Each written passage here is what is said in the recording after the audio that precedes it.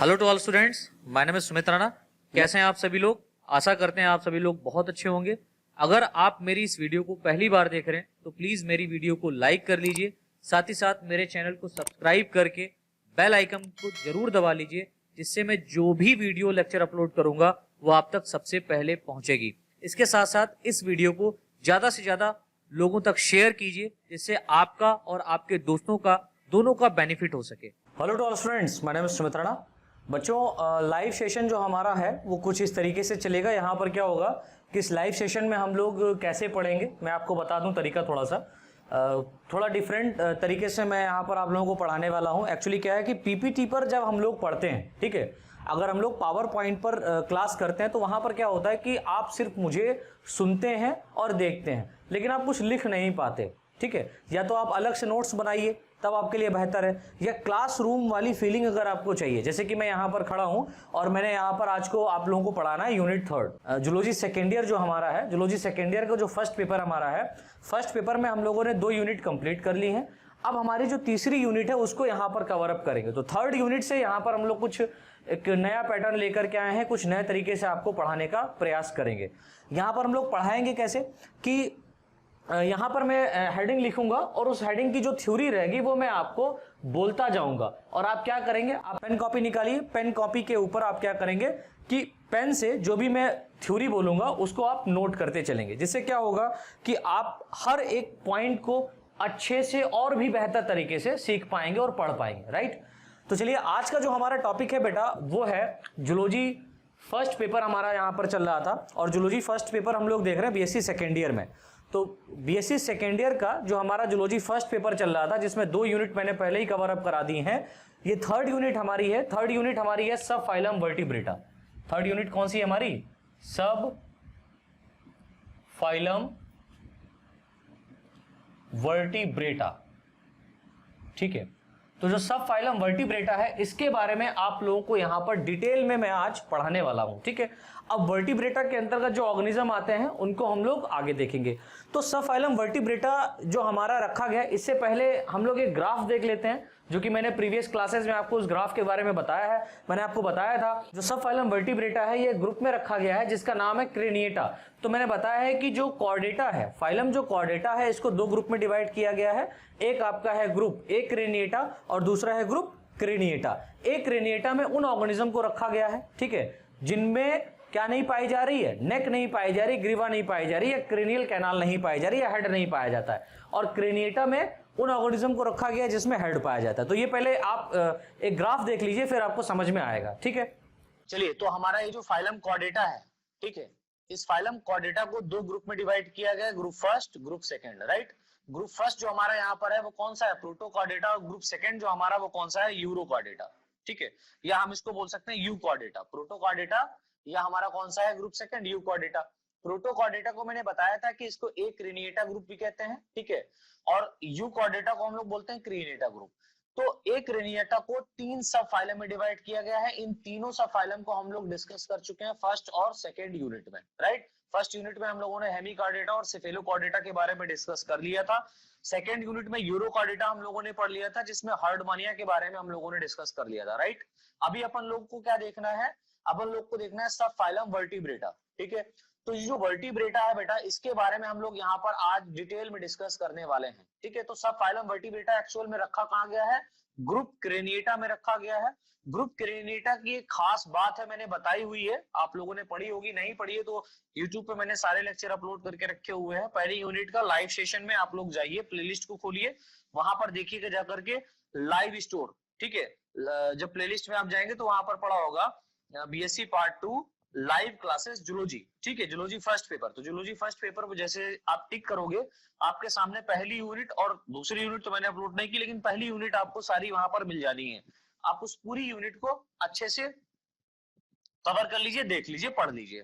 फिर अब जब आप सेकंड यूनिट रह जाएगा हर्डमानिया, वो आप लोगों को मिल जाएगी कहाँ?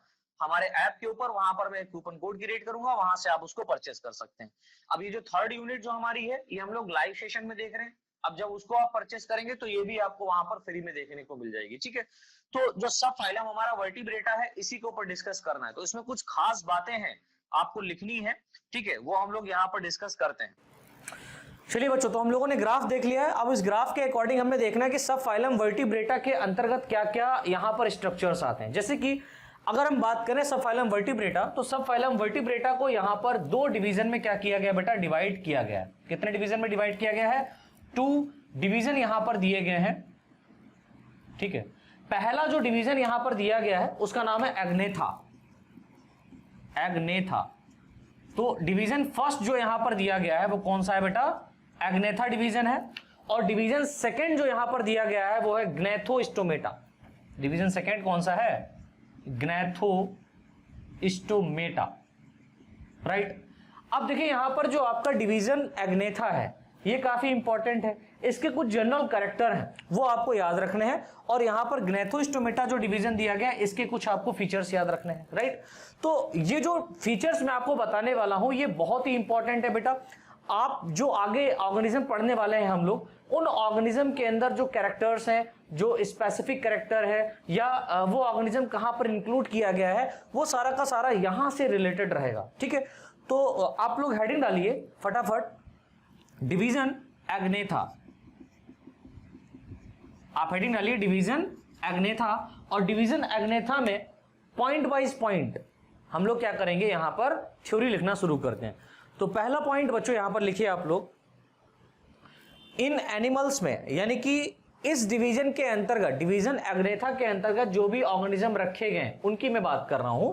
तो लिखिए इन एनिमल्स में मुख गुहा, इन एनिमल्स में मुख गुहा, दैट मीन्स बक्कल कैविटी। इन एनिमल्स में मुख गुहा, दैट मीन्स बक्कल कैविटी में वास्तविक जबड़े, ट्रू जॉज, वास्तविक जबड़े, ट्रू जॉज एब्सेंट होते हैं, नहीं पाए जाते हैं। ओहो हाँ सर, इसको याद रखिए, पहला स्पेसिफिक फीचर है ये डिवीजन एग्नेथा का, क्या कि इन ऑर्गेनिज्म के अंदर जो बक्कल कैविटी है उस बक्कल कैविटी के अंदर ट्रू जॉ नहीं पाए जाते हैं, एब्सेंट होते हैं, राइट।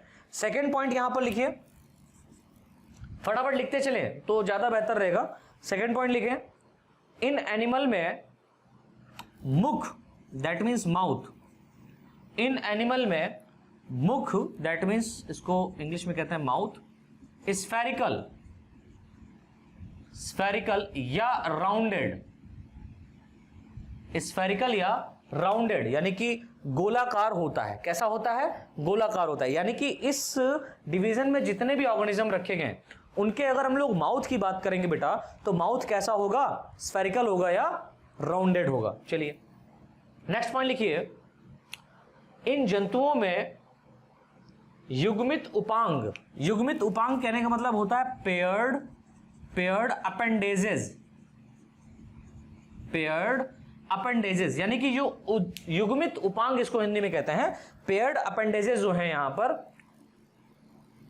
ब्रैकेट में कर दीजिए फिन्स, पखने, जिसको हिंदी में कहते हैं फिन्स, पखने, ठीक है।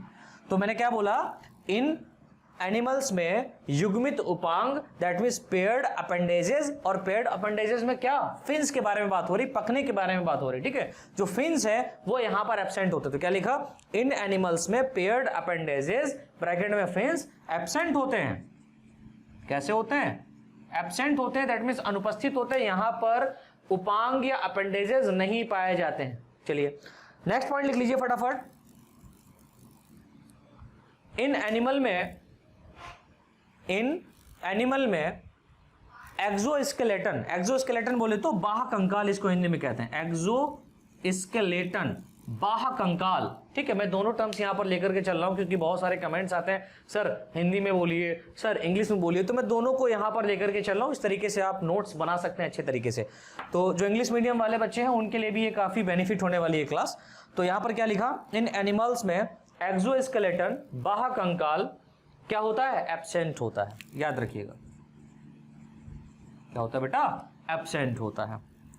नेक्स्ट पॉइंट लिखिए फटाफट, इन एनिमल में जनन वाहिनियां, दैट मीन्स जेनाइटल डक्ट, इन एनिमल में जनन वाहिनियां, genital duct, genital duct absent होती है। क्या होती है? एब्सेंट होती है, बट लेकिन एक खास बात है, ये जो ऑर्गेनिज्म है, इन ऑर्गेनिज्म में जेनाइटल डक्ट क्या है, एब्सेंट है, लेकिन इनमें जनद, जनद बोले तो गोनेड, और गोनेड कहने का मतलब टेस्टिस एंड ओवरी, तो ब्रैकेट में लिख दीजिएगा testis and ovary. Gonad, testis and ovary एक होता है, सिंगल होता है। कैसा होता है बेटा, सिंगल होता है, यानी कि यहां पर टेस्टिस और ओवरी जो पाया जा रहा है वो कैसा है, सिंगल है, लेकिन इस टेस्टिस और ओवरी में जो गैमीट प्रोड्यूस होंगे, उन गैमीट को ट्रांसफर करने के लिए यहां पर जेनाइटल डक्ट एब्सेंट होगी। अरे सर फिर गैमीट कैसे ट्रांसफर होगा, गैमीट बनेंगे और डायरेक्ट क्या हो जाएंगे, वाटर में छोड़ दिए जाते हैं, रिलीज कर दिए जाते हैं। ठीक है, चलिए नेक्स्ट पॉइंट लिखिए। इन जंतुओं में नोटोकॉर्ड यानी कि जो यहां पर मेल रज्जु पाई जा रही, नोटोकॉर्ड पाई जा रही, उसकी बात कर रहे हैं। इन जंतुओं में नोटोकॉर्ड चीरकाल बोले तो परसिस्टेंस,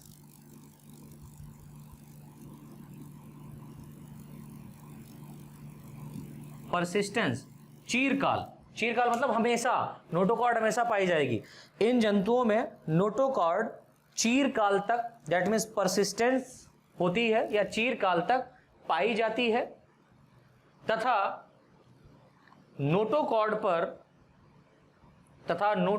पर अल्प विकसित, दैट मीन्स अनडेवलप्ड, अल्प विकसित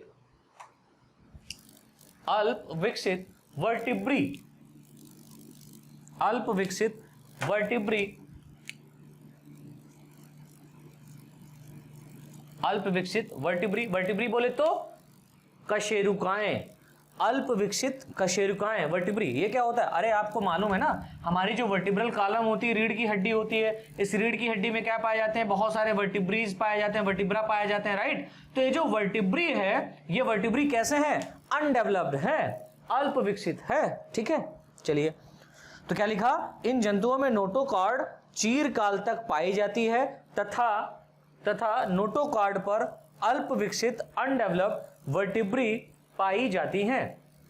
क्लियर, चलिए नेक्स्ट पॉइंट लिखिए, यहां पर इंपॉर्टेंट है। इन सदस्यों के या इन मेंबर्स के इंटरनल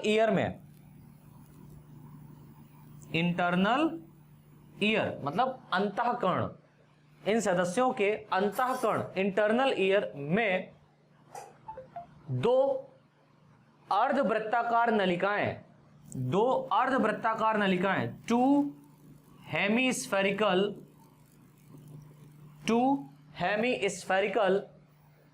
ट्यूब नलिकाएं, अर्धवृत्ताकार नलिकाएं, अर्धवृत्ताकार मतलब आधी, हेमीस्फेरिकल, टू हेमीस्फेरिकल ट्यूब पाई जाती हैं। ये भी एक स्पेसिफिक फीचर है। इसका मेन फंक्शन क्या होता है, इंटरनल ईयर में टू हेमीस्फेरिकल ट्यूब्स पाई जाती हैं, जिससे क्या होता है, इनको साउंड जो है उसके वाइब्रेशन को, यानी कि जो साउंड का वाइब्रेशन है उसको समझने में इनको क्या होती है, सहायता मिलती है, राइट। चलिए नेक्स्ट पॉइंट यहां पर लिख लीजिए, लास्ट है। इन एनिमल में एक मध्य पीनियल आंख, इन एनिमल में एक मध्य पीनियल आंख, that means single median pineal eye, single median pineal eye, एक मध्य पीनियल ग्रंथि या आंख या नेत्र व सिर पर, यानी कि जो इसका हेड है उस पर, व हेड पर दो पार्श्वीय नेत्र, हेड पर दो पार्श्वीय नेत्र, that means two lateral eye, head पर टू लेटरल आई, हेड पर टू लेटरल आई पाई जाती हैं, टू लेटरल आई पाई जाती हैं।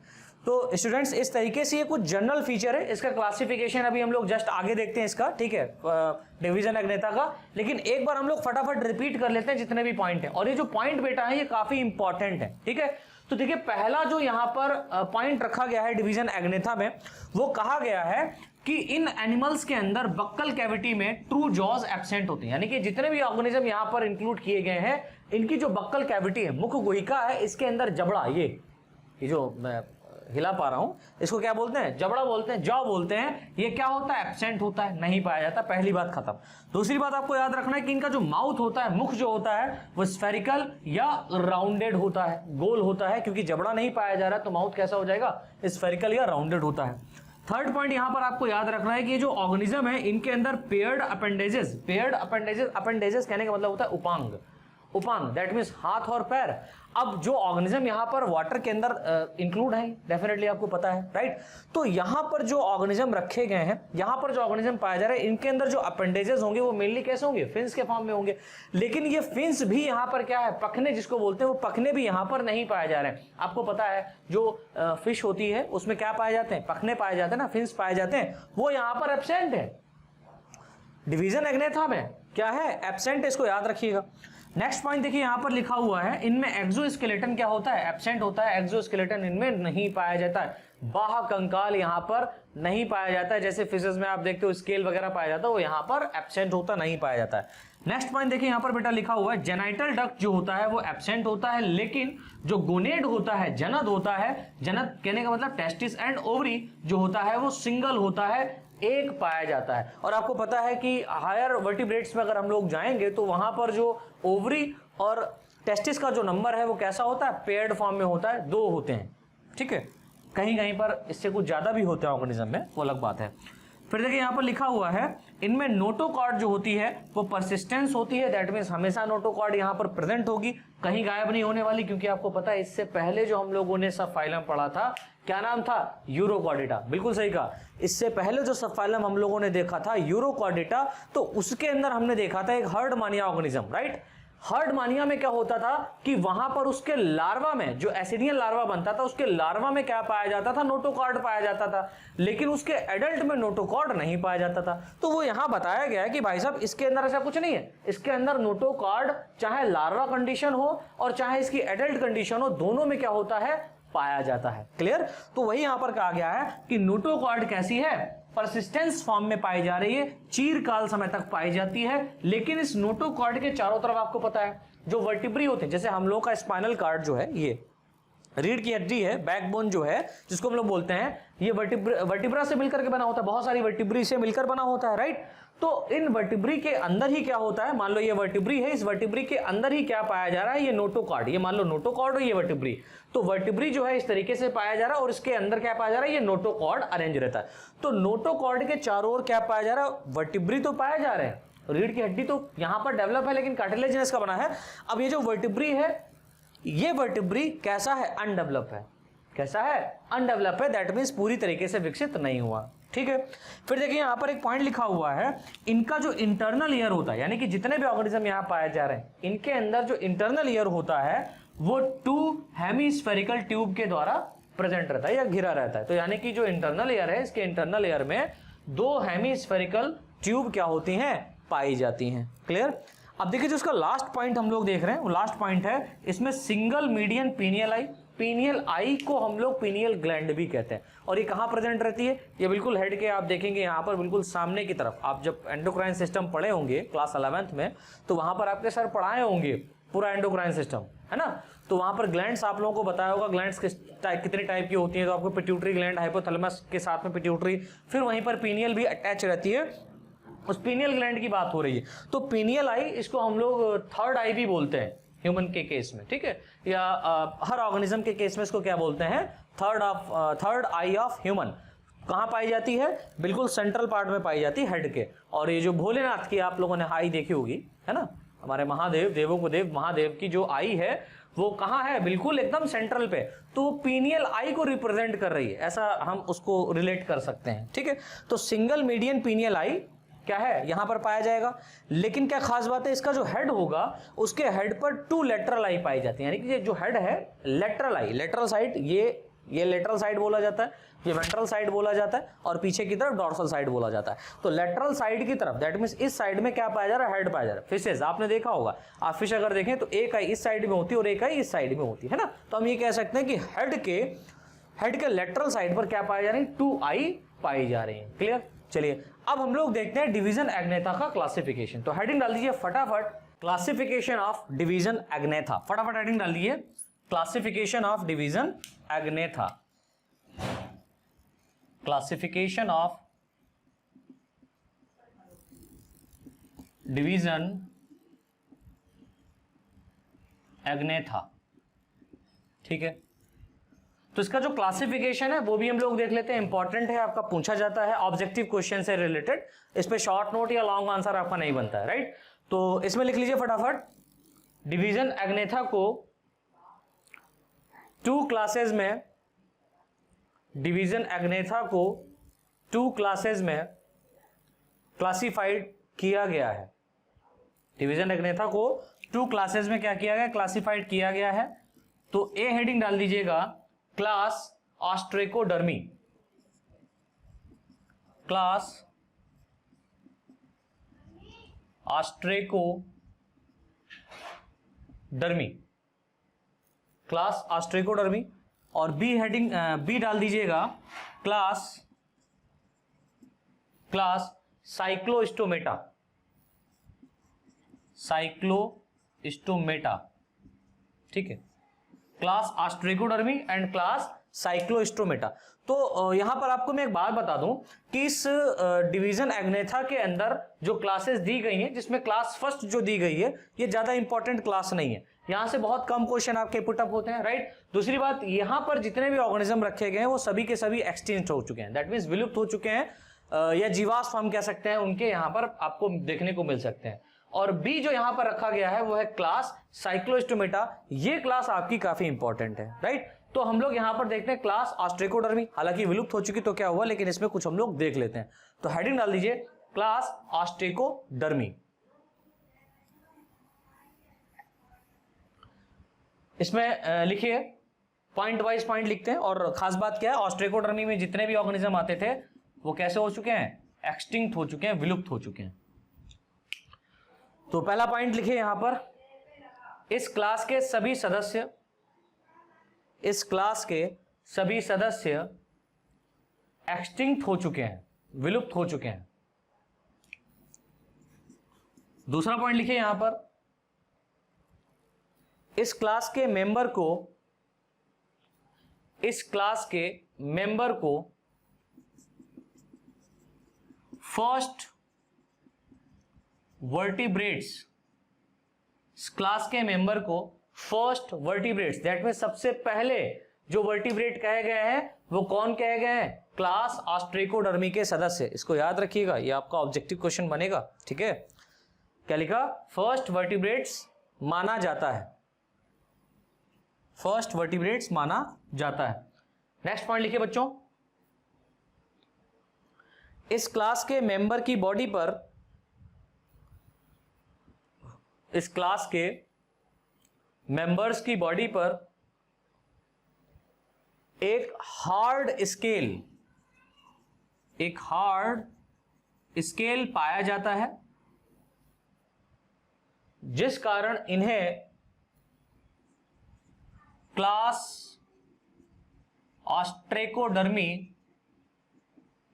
जिस कारण इन्हें क्लास ऑस्ट्रेकोडर्मी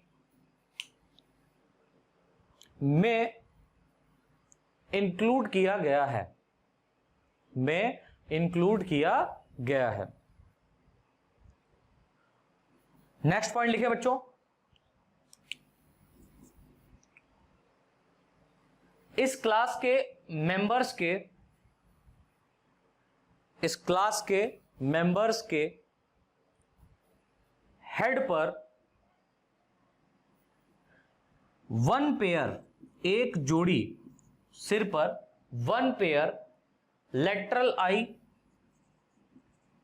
लेटरल आई तथा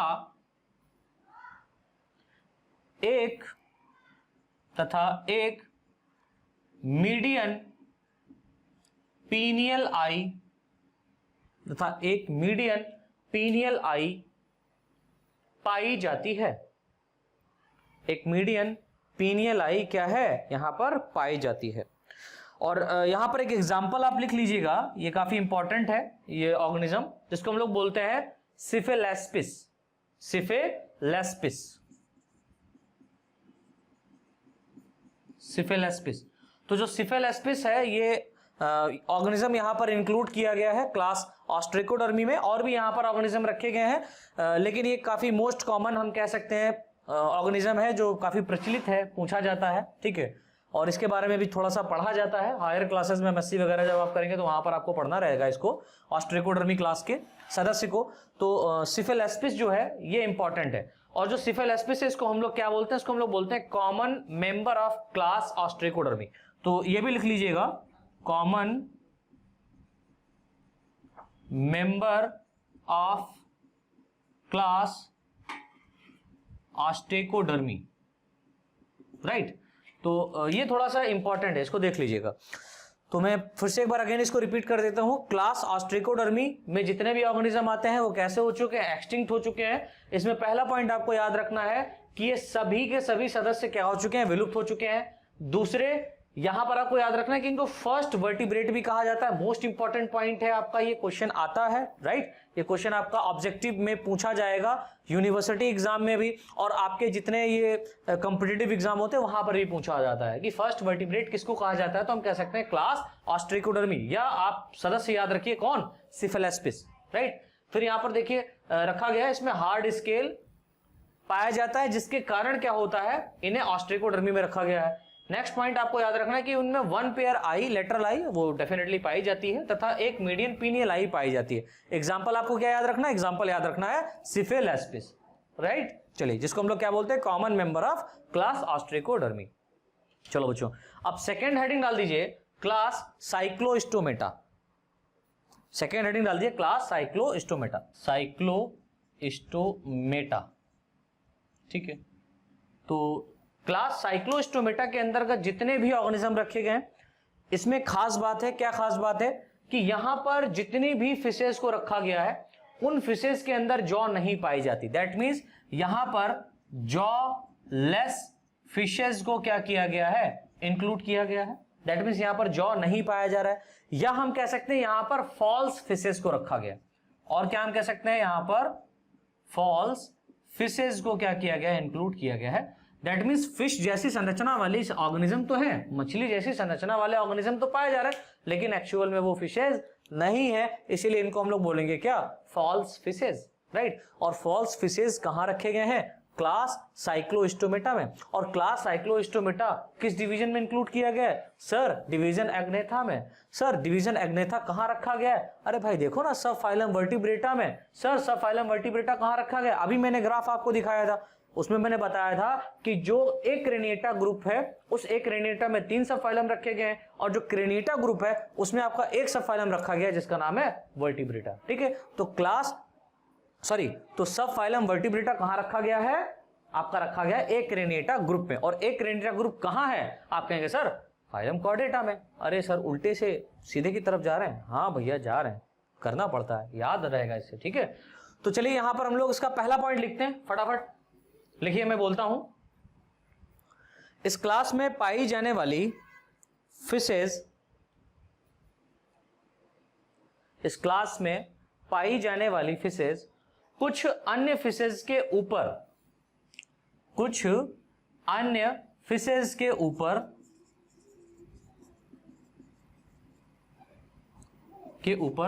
एक्टोपैरासाइट बाह्य परजीवी, एक्टोपैरासाइट कहना मतलब बाह्य परजीवी, बाहर से उसके साथ में रहकर के खाना खाती हैं। जैसे कि एक बड़ी मछली है, इसके साथ में कोई छोटी मछली जा रही है, तो एक क्या है, इसको तो बड़ी मछली से इसको क्या है, प्रोटेक्शन मिल गया, कोई इसको दूसरी मछली खा नहीं सकती। भाई जो बड़ी मछली है, व्हेल मछली है, उसके पास में शार्क एक बार सोचेगी जाने से, या मान लो कोई एक डेंजरस ऐसी फिश है जिसके पास में शार्क मछली जाने से डरेगी, या शार्क तो डेफिनेटली बड़ी मछली मतलब है और काफी डेंजरस वो भी है, लेकिन फिर भी शार्क से बचने के लिए हम ये कह सकते हैं, या दूसरे जो फिशेस हैं उनसे बचने के लिए क्या करेगी, दूसरे फिशेस के साथ साथ ये क्या करती हैं, तैरती रहती हैं, पहली बात, या उनके साथ अटैच हो जाती हैं। अब क्या है कि जब मान लो कि जो बड़ी वाली फिशेस है ये जा रही शिकार करने के लिए, जब ये किसी दूसरी फिशेस को खाएगी तो साथ में इनका भी नंबर लग जाता है, तो हम भी खा लेते हैं, तो साथ साथ ये क्या है, खाती रहती है। तो हम ये कह सकते हैं एक्टोपैरासाइट, बाह्य रूप से परजीवी के रूप में पाई जा रही, ठीक है। तो मैंने क्या बताया, अन्य फिशेस के ऊपर एक्टोपैरासाइट के रूप में अपने जीवन को व्यतीत करती हैं, ठीक है। एक्टोपैरासाइट के रूप में क्या कर रही हैं, अपने जीवन को व्यतीत कर रही हैं बाह्य रूप से, या तो उस फिश से क्या कर रही है, अपने भोजन को प्राप्त कर रही है, या उस फिश के सहारे दूसरे ऑर्गेनिज्म को खा करके अपने भोजन को प्राप्त कर रही है। चलिए सेकंड पॉइंट बेटा लिखिए यहां पर, इनमें 6 से 15 6 to 15, इनमें 6 से 15 पेयर तक, जोड़ी तक, इनमें 6 से 15 जोड़ी तक गिल्स स्लिट, ब्रैकेट पर कर दीजिए, क्लोम दरारें हैं, क्या पाई जा रही हैं, गिल्स स्लिट्स पाई जा रही हैं, क्लोम दरारें पाई जा रही हैं। तो क्लोम दरारें कितने हैं इन ऑर्गेनिज्म में, 6 से 15 तक है। कितनी है बेटा, 6 से 15 तक, 6 से 15 तक क्या pair, 6 to 15 pairs gill slits are there, यहां पर पाई जाती है, जो रेस्पिरेशन में सहायता करती हैं। जो किसमें सहायता कर रही है बच्चा, रेस्पिरेशन में, श्वसन में, जो रेस्पिरेशन में सहायता करती हैं। चलिए नेक्स्ट पॉइंट लिखें,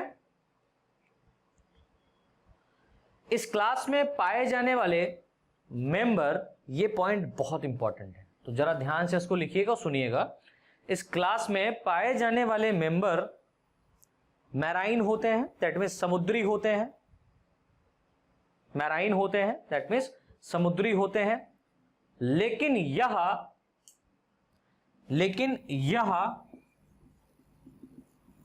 स्पॉनिंग, लेकिन यह स्पॉनिंग के लिए, स्पेलिंग थोड़ा सा सही लिखिएगा स्पॉनिंग की, SPAWNING, लेकिन यह स्पॉनिंग के लिए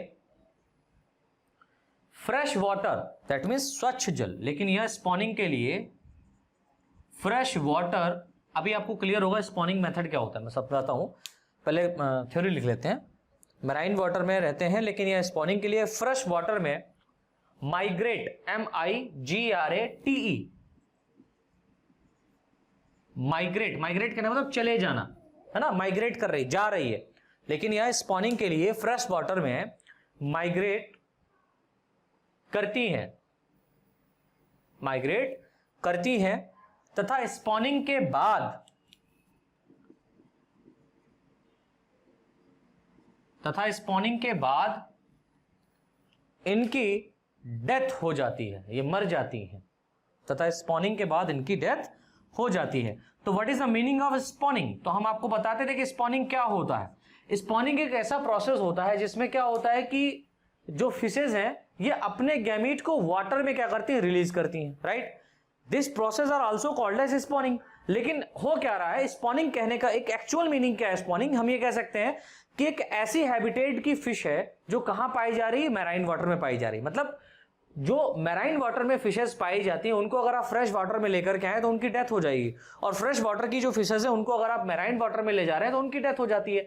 तो यहां पर हो क्या रहा है, लोचा क्या है, लोचा ये है कि ये जो इस क्लास के अंतर्गत यानी कि क्लास साइक्लोस्टोमा के अंतर्गत जो फिशेस को रखा गया, इनकी खास बात क्या है, ये मैराइन वाटर में अपने जीवन को व्यतीत करती हैं, ठीक है।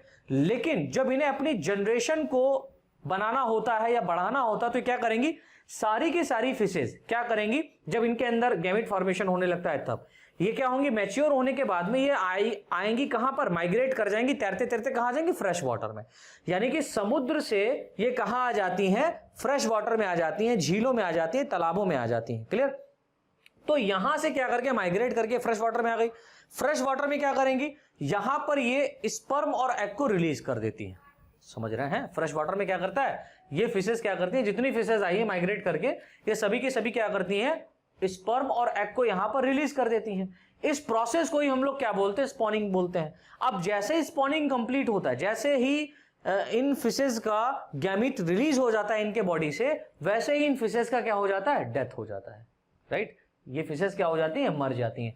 अब जो स्पॉनिंग हुआ है, स्पॉनिंग में क्या हुआ है, गैमीट रिलीज हुआ है। ये गैमीट क्या करेंगे, इस फ्रेश वाटर के अंदर आपस में फ्यूज होकर के जाइगोट बनाएंगे, जाइगोट मिलकर के क्या बनाएंगे, एम्ब्रियो बनाएंगे, और एम्ब्रियो जो है वो एक लार्वा में चेंज होगा, और लार्वा मेटामॉर्फोसिस की क्रिया करके किसमें चेंज हो जाएगा, एडल्ट फिश में। और ये फिश क्या कर जाएंगी, इस फ्रेश वाटर से अगेन माइग्रेट करके पहुंच जाएंगी कहां, मैराइन वाटर में। समझ रहे हैं। तो ये जो प्रोसेस है इसको हम लोग बोलते हैं स्पॉनिंग। तो नेक्स्ट पॉइंट लिख लो फटाफट, नेक्स्ट पॉइंट लिखे। स्पॉनिंग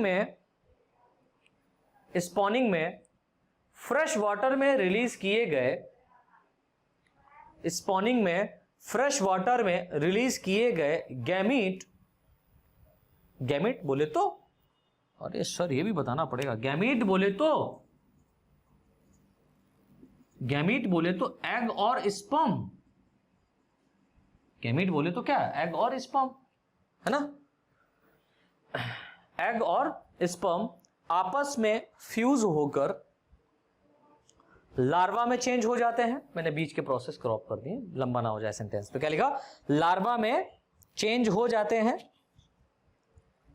तथा यह लार्वा मेटामॉर्फोसिस की क्रिया द्वारा, ये क्या हो जाएगा, लार्वा में चेंज हो जाएगा, और लार्वा क्या करेगा, मेटामॉर्फोसिस, दैट मींस कायांतरण की क्रिया, मेटामॉर्फोसिस की क्रिया द्वारा, मेटामॉर्फोसिस की क्रिया द्वारा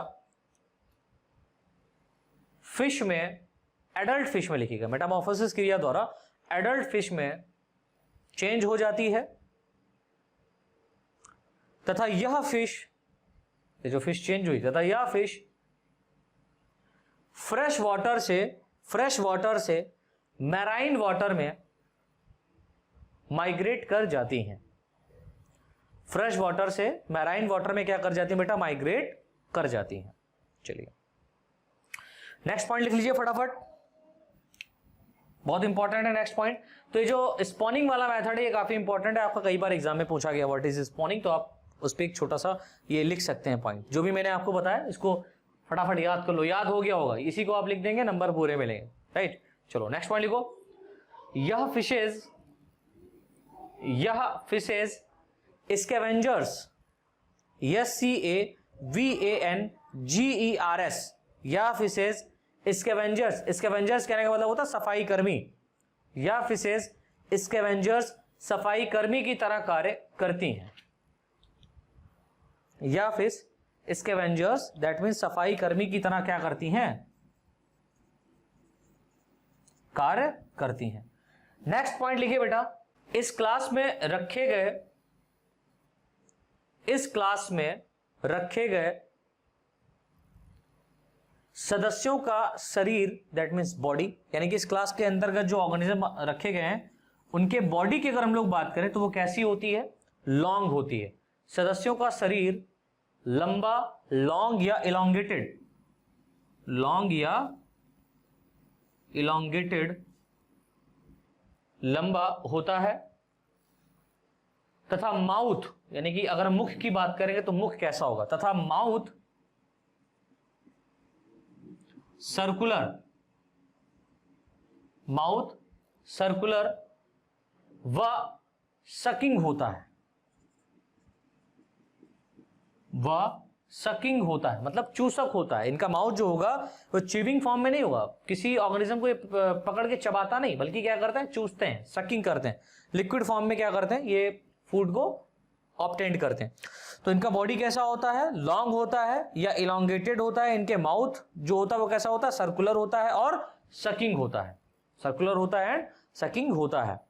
एवं इनके माउथ में, इसमें लिख लो, एवं इनके माउथ में जॉ मतलब जबड़े, एवं इनके माउथ में जॉ एब्सेंट होता है, एवं इनके माउथ में जॉ दैट मीन्स जबड़ा एब्सेंट होता है। नेक्स्ट पॉइंट लिखो फटाफट, इन मेंबर की बॉडी पर, इन मेंबर्स की बॉडी पर पेयर्ड फिन्स, यहां पर भी एब्सेंट है, इन मेंबर्स की बॉडी पर पेयर्ड फिन्स एब्सेंट होते हैं। इन मेंबर्स की बॉडी पर पेयर्ड फिन्स नहीं पाए जाते हैं या एब्सेंट होते हैं। नेक्स्ट पॉइंट लिखिए बेटा, इन मेंबर में यानी इन सदस्यों में क्रेनियम व वर्टिब्रल कॉलम, इन सदस्यों में क्रेनियम व वर्टिब्रल कॉलम पाई जाती है। यानी कि यहां पर cranium, that means neck region भी यहां पर आपको देखने को मिलेगा, cranium canal, as well as यहां पर वर्टिब्रल कॉलम भी आपको देखने को मिलता है। तो हम ये कह सकते हैं इन सदस्यों में क्रेनियम व वर्टिब्रल कैनाल, वर्टिब्रल कॉलम पाई जाती है, जो कि, ये खास बात है, जो कि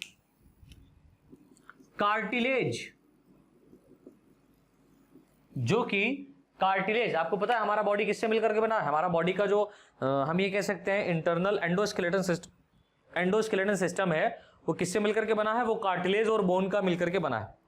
लेकिन यहां पर क्या है कि जो क्रेनियम है और जो वर्टिब्रल कॉलम है, ये किसका बना होता है? कार्टिलेज का बना होता है, बोन का नहीं बना होता है। दैट मीन्स इन ऑर्गेनिज्म में बोन एब्सेंट होता है, हड्डी नहीं पाई जाती। तो हम ये कह सकते हैं इन सदस्यों में क्रेनियम व वर्टिब्रल कॉलम कार्टिलेज का बना होता है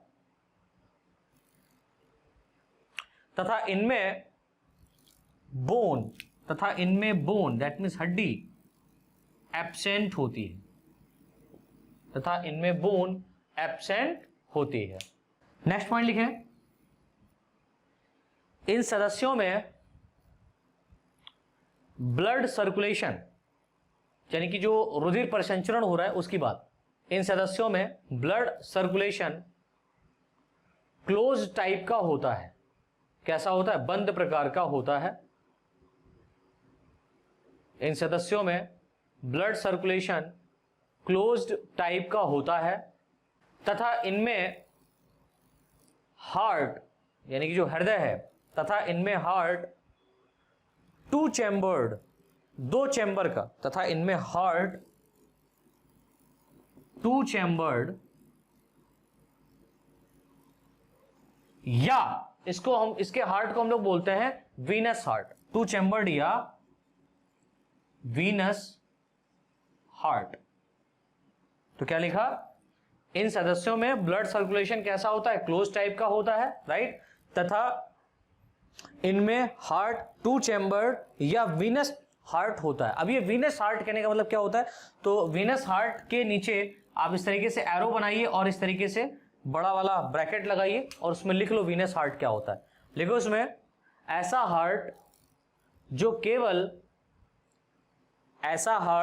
जो केवल इम्प्योर ब्लड या डीऑक्सीजनेटेड ब्लड, इम्प्योर ब्लड या डीऑक्सीजन, इम्प्योर ब्लड कहने का मतलब क्या होता है? ऐसा ब्लड जिसमें कंसंट्रेशन ऑफ कार्बन डाइऑक्साइड ज्यादा है बट कंसंट्रेशन ऑफ ऑक्सीजन लो है। तो कार्बन डाइऑक्साइड का ज्यादा होना और ऑक्सीजन का लो होना, ये क्या कहलाता है? डीऑक्सीजनेटेड ब्लड कहलाता है। इसी को ही हम लोग क्या बोलते हैं बेटा? इम्प्योर ब्लड बोलते हैं, राइट। तो जो इम्प्योर ब्लड होता है उसको ही क्या करेगा? ये पंप करेगा। तो क्या लिखा? ऐसा हार्ट जो केवल इम्प्योर ब्लड या डीऑक्सीजनेटेड ब्लड को पंप करता है उसे वीनस हार्ट कहते हैं। पंप करता है उसे क्या कहते हैं? वीनस हार्ट कहते हैं, राइट। चलो नेक्स्ट पॉइंट लिखिए बेटा, इन मेंबर्स में एक्सक्रीशन के लिए, एक्सक्रीशन बोले तो उत्सर्जन, इन मेंबर्स में एक्सक्रीशन के लिए, दैट मीन्स उत्सर्जन के लिए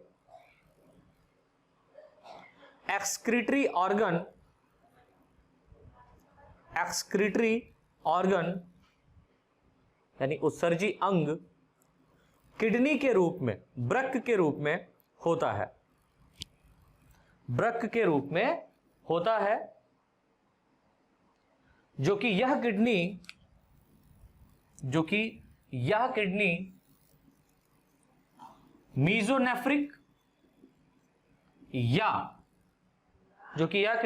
मीजोनेफ्रिक या प्रोटोनेफ्रिक, मीजोनेफ्रिक या प्रोटोनेफ्रिक फॉर्म में हो सकती है। यानी इस किडनी का जो लोकेशन है वो कैसा हो सकता है, मीजोनेफ्रिक हो सकता है या प्रोटोनेफ्रिक हो सकता है, राइट। चलो नेक्स्ट पॉइंट लिखो, मैं इसको क्रॉप कर देता हूं फिर बोलता हूं। नेक्स्ट पॉइंट लिखिए बेटा, लिखिए इन सदस्यों के सिर पर भी, दैट मीन्स हेड पर, इन सदस्यों के हेड पर भी, सिर पर भी वन पेयर लेटरल आई, वन पेयर्ड लेटरल आई तथा एक पीनियल मीडियन आई, वन पेयर लेटरल आई तथा एक पीनियल मीडियन आई पाई जाती है। नेक्स्ट पॉइंट लिखिए, इन सदस्यों में एक नासा छिद्र कहने का मतलब ये नोज का जो पोर होता है, और हम लोगों में कितने हैं, 2 हैं, दैट मीन्स 2 नॉस्ट्रिल्स हैं। इन सदस्यों में क्या होगा, एक नॉस्ट्रिल्स पाया जाएगा। इन सदस्यों में एक नासा छिद्र, 1 नॉस्ट्रिल्स पाया जाता है, जिसे मोनोराइनस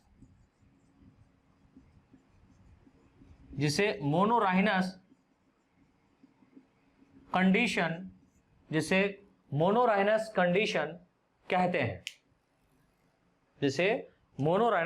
कहते हैं, दैट मीन्स 1 नॉस्ट्रिल पाया जा रहा है, इसलिए इसको हम लोग क्या बोलते हैं, मोनोराइनस कंडीशन कहते हैं। नेक्स्ट पॉइंट लिख लीजिए बेटा, इंपॉर्टेंट है, लिखिए इसमें, इस क्लास के सदस्य या मेंबर एक लिंगी कहने का मतलब यूनिसेक्सुअल, एक लिंगी होते हैं तथा इनमें फर्टिलाइजेशन, ये पॉइंट बहुत इंपॉर्टेंट है, थोड़ा सा ध्यान से देखिएगा। इस क्लास के सदस्य एक लिंगी दैट मीन्स यूनिसेक्सुअल होते हैं तथा इनमें फर्टिलाइजेशन बोले तो निषेचन है ना, फर्टिलाइजेशन एक्सटर्नल टाइप का होता है। कैसा होता है, एक्सटर्नल टाइप का होता है, ठीक है। तथा development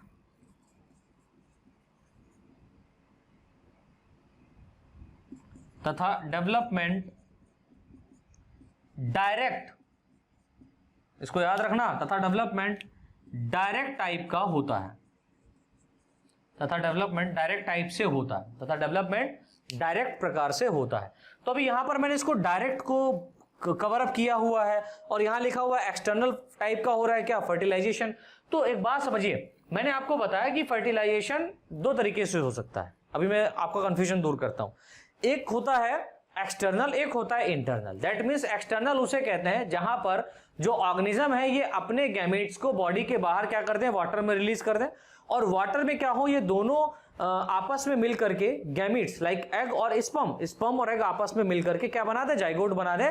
that is called external fertilization, right. अभी इंटरनल फर्टिलाइजेशन की बात करें तो इंटरनल फर्टिलाइजेशन में क्या होगा कि जो स्पर्म है ये क्या होगा, बॉडी के अंदर रिलीज किया जाएगा, और बॉडी के अंदर ही क्या बना है, एग बना है, ठीक है। तो स्पर्म बॉडी के अंदर ही रिलीज किया गया है, बॉडी के अंदर ही क्या किया गया है, यहां पर इसने फर्टिलाइजेशन किया है। दैट मीन्स ये आपस में फ्यूज होकर के जाइगोट बना है। इस प्रोसेस को हम लोग बोलते हैं इंटरनल फर्टिलाइजेशन।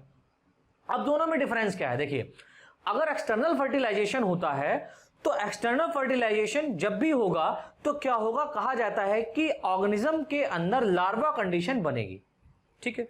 भाई आपको पता है कि जो एग और स्पर्म है ये बॉडी के बाहर रिलीज किए गए हैं ना एटमॉस्फेयर में, और वहां पर ये फ्यूज होकर के जाइगोट बना, एम्ब्रियो बना, वो लार्वा बनेगा। तो यहां पर जो डेवलपमेंट की अगर हम लोग बात करेंगे, किसकी बात करेंगे, एक्सटर्नल फर्टिलाइजेशन होने के बाद डेवलपमेंट की अगर हम लोग बात करें, ये जो डेवलपमेंट कहने मतलब विकास कैसे हो रहा है भाई, जो स्पर्म और एग है वो आपस में मिला, आपस में मिलकर के यहां पर क्या हो गया, जाइगोट बना जो डिप्लॉयड था। एग कैसे होता है, हैप्लॉइड होता है। स्पर्म कैसा होता है, हैप्लॉइड होता है। तो दोनों हैप्लॉइड आपस में मिलकर के क्या बन गया, डिप्लॉयड बन गया, राइट। अब डिप्लॉयड कंडीशन जो बनेगी उसको हम लोग बोलते हैं जाइगोट। ये जाइगोट डिवाइड करके बनाएगा क्या, एम्ब्रियो। एम्ब्रियो बनाएगा डिवाइड करके लार्वा। ये मैंने शॉर्ट में बताया आपको, और भी कंडीशंस यहां पर बनती हैं, राइट। तो यहां पर जो गैमीट से लार्वा तक का जो प्रोसेस है ये एक डेवलपमेंट कहा गया, ठीक है। लार्वा में मेटामॉर्फोसिस होगा, और ये मेटामॉर्फोसिस होने के बाद में क्या होगा, एक फिश में चेंज हो जाएगा, जो कि फॉल्स फिश है, मैं ये बोल रहा हूं, ठीक है, समझिए। एक फिश में क्या हो जाएगा, चेंज हो जाएगा। तो ये जो डेवलपमेंट बोला गया, ये जो डेवलपमेंट प्रोसेस बोला गया, इसको बेटा हम लोग बोलते हैं डायरेक्ट, क्या बोलते हैं, सॉरी, इसको बेटा हम लोग बोलते हैं इनडायरेक्ट डेवलपमेंट। इनडायरेक्ट डेवलपमेंट कहने का मतलब क्या हुआ कि ऑर्गेनिज्म ने स्पर्म और एग को रिलीज कर दिया वाटर में फ्यूज हुआ, और यहां पर एक कंडीशन आई लार्वा की, ये लार्वा चेंज हो गया एडल्ट में, समझ गए। इसको हम लोग बोल दिए इनडायरेक्ट डेवलपमेंट। इनडायरेक्ट डेवलपमेंट कहां होगा, स्पेशली उन ऑर्गेनिज्म में होगा जिनमें एक्सटर्नल फर्टिलाइजेशन हो। सर आपने गलत लिखा है, यहां पर एक्सटर्नल फर्टिलाइजेशन मैंने लिख दिया, गलत लिखा। अरे नहीं यार, यही समझने वाली बात है कि ये जो सदस्य हैं, अभी डायरेक्ट समझ में आ गया। डायरेक्ट डेवलपमेंट क्या होगा, तो इनडायरेक्ट डेवलपमेंट एक्सटर्नल फर्टिलाइजेशन में होगा अगर बॉडी के अंदर स्पर्म और एग छोड़े गए हैं, ठीक है। बॉडी के अंदर स्पर्म आया है एग को फ्यूज करने के लिए, तो बॉडी के अंदर डेवलपमेंट होगा। वो जो डेवलपमेंट होगा उसे अपन लोग बोलेंगे क्या, डायरेक्ट डेवलपमेंट, ठीक है। यहां पर लार्वा कंडीशन नहीं पाई जाएगी।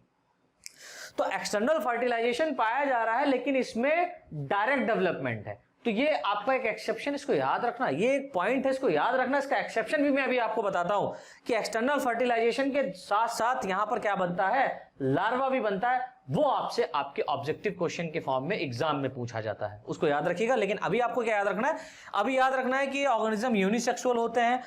इनमें गैमीट जो बनते हैं वो गैमीट वाटर में छोड़ दिए जाते हैं, और वहां पर ये क्या होता है, एक्सटर्नल टाइप में फ्यूज होकर के डायरेक्ट क्या होते हैं, चेंज हो जाते हैं, किसमें, फिश में चेंज हो जाते हैं। दैट्स मीन इनका जो डेवलपमेंट है वो कैसा हो रहा है, डायरेक्ट हो रहा है। यहां पर लार्वा नहीं पाई जा रही। लेकिन अब क्या है, आप इसमें एक एक्सेप्शन लिख लो। तो मैंने यहां पर एक सेंटेंस कंप्लीट कर लो, डायरेक्ट डेवलपमेंट टाइप का, सॉरी डेवलपमेंट कैसा होता है, डायरेक्ट टाइप का होता है। अब नई लाइन से स्टार बना करके लिख लो, इन सदस्यों में लार्वा स्टेज एब्सेंट होती है, यानी कि जो लार्वल स्टेज है वो यहां पर बेटा क्या है, एब्सेंट है। लेकिन यहां पर जो आप देखें कि इसका एक्सेप्शन क्या है, तो लार्वा स्टेज हमको पता है एब्सेंट है, वाई, क्योंकि डेवलपमेंट कैसा हो रहा है, डायरेक्ट हो रहा है। इनडायरेक्ट होता तो होता, लेकिन डायरेक्ट डेवलपमेंट यहां पर पूरे क्लास में नहीं पाया जा रहा है। एक एक्सेप्शन यहां पर दिया गया है, इसको लिख लो।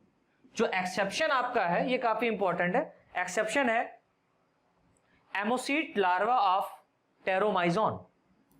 एक्सेप्शन है एमोसीट लार्वा ऑफ, सॉरी स्पेलिंग थोड़ा सही कीजिएगा, एमोसीट लार्वा ऑफ टेरोमाइजोन। टेरोमाइजोन, तो यहां पर जो टेरोमाइजोन है, एमोसीट लार्वा ऑफ टेरोमाइजन, तो यहां पर जो एमोसीट लार्वा ऑफ टेरोमाइजन, दैट मींस टेरोमाइजन एक फिश है, इसका जो लार्वा है उसको हम लोग बोलते हैं कि एमोसीट लार्वा। ये एमोसीट लार्वा जो है ये क्या है, पाया जा रहा है क्लास साइक्लोस्टोमेटा के अंतर्गत रखे गए सदस्य में, जिसका नाम है टेरोमाइजोन, ठीक है। तो टेरोमाइजोन फिश के अंदर क्या पाया जा रहा है, एमोसीट लार्वा पाया जा रहा है। तो ये क्या है, एक्सेप्शन है। आपको पता है बायोलॉजी है तो एक्सेप्शन होगा ही होगा, क्लियर। अब देखो यहां पर कुछ एग्जाम्पल है, उनको आप लिख लीजिए। फॉर एग्जाम्पल यहां पर जो आपके कॉमन सदस्य यानी कॉमन मेंबर जो यहां पर आपके रखेंगे, जिनको आपको याद ही रखना है, वो पहला तो आपका हो गया टेरोमाइजोन। टेरोमाइजोन, ठीक है, टेरोमाइजोन को आपको याद रखना है। दूसरा आपका यहां पर जो एग्जाम्पल रखा है टेरोमाइजोन को हम लोग बोलते हैं लैम्प्रे। लैम्प्रे, इसको याद रखिएगा। टेरोमाइजोन को हम लोग क्या बोलते हैं, लैम्प्रे। और सेकंड जो आपका यहां पर एग्जाम्पल है वो है मिक्सिन, ठीक है। तो मिक्सिन, इसको हम लोग बोलते हैं हैग फिश, हैग फिश। तो लैम्प्रे और हैग फिश, ये दो ऑर्गेनिज्म यहां पर, ये दो फिशेस ऐसी हैं जो मोस्ट कॉमन फॉर्म में यहां पर पाई जाती हैं, ठीक है, क्लास साइक्लोस्टोमेटा में, राइट। तो स्टूडेंट्स इस तरीके से हमारा ये कंप्लीट होता है। इसके बाद में डिवीजन ग्नैथोस्टोमेटा हमारा चलेगा, वो हम लोग देखेंगे कल।